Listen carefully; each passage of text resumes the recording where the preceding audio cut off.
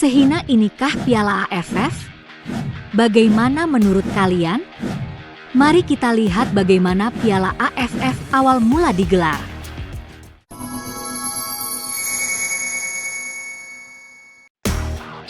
Piala AFF atau ASEAN Football Federation Championship adalah turnamen sepak bola yang melibatkan negara-negara di kawasan Asia Tenggara.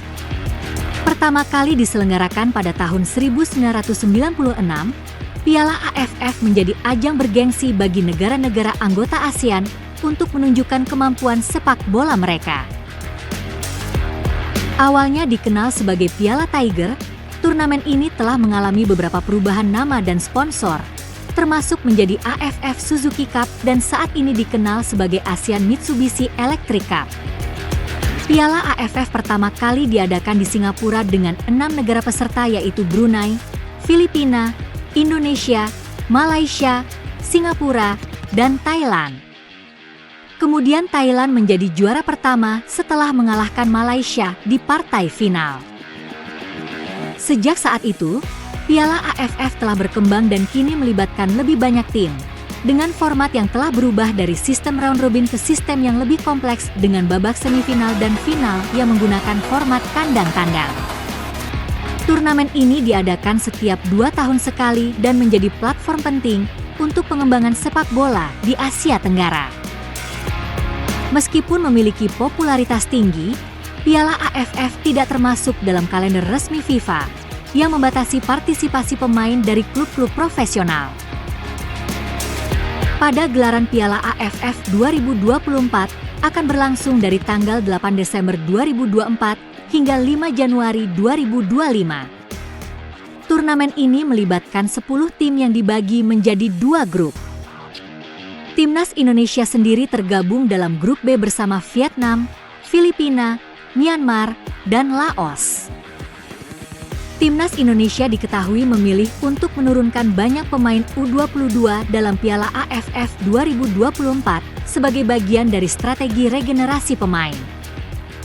PSSI ingin berfokus pada membangun tim yang lebih solid dan kompetitif untuk masa depan, dengan memberikan kesempatan kepada pemain muda untuk mendapatkan pengalaman internasional yang berharga meskipun Indonesia belum pernah merasakan juara pada turnamen ini. Namun PSSI yakin para pemain muda yang diturunkan akan mampu bersaing dengan para pemain senior negara lain. Vietnam dan Thailand tim yang paling ambisius dengan turnamen ini. Mereka menurunkan banyak para pemain senior, bahkan para pemain naturalisasi, dan sisanya para pemain baru.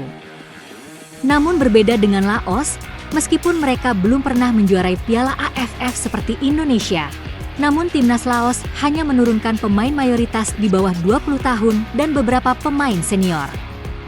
Laos sendiri mengikuti jejak langkah Indonesia yang ingin meregenerasi pemain di dalam sepak bolanya.